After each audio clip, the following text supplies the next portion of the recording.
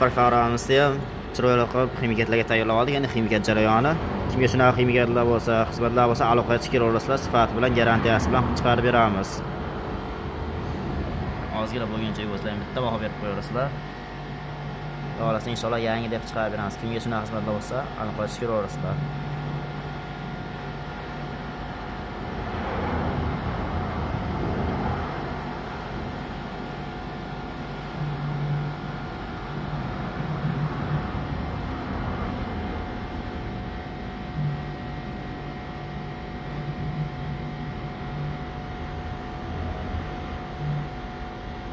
Fari ham gapiraveradi o'zi bunday holatdan keyin.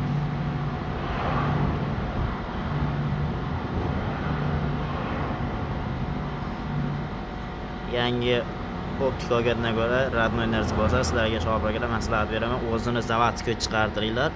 Zavodskiy narsa ba'zi zavodskiyligicha qoladi. Ochilmaydi, boshqa bo'lmaydi. Hamma yo'q o'z holatida turadi.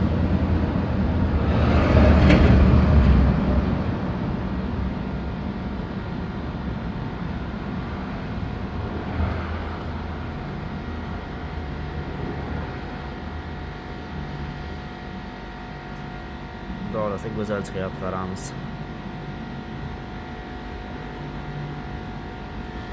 Bugün Cegos'la bitta baho berib qo'yasizlar. Tirnoq chiqdi, ideal o'tirib tamom bo'ldi. Tamom bo'lmagan holati. Eski holati ancha urinib qo'ygan edi paramız.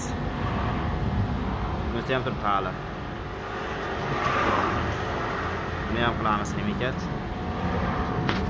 Bo'lgan holati optika yo'qdi, yangidek chiqdi. Paramsiz holatni o'zlaring ko'rlaring qanaqaligini. O'ta darajada urinib qo'ygan. Xizmatlar bo'lsa kelaverasizlar.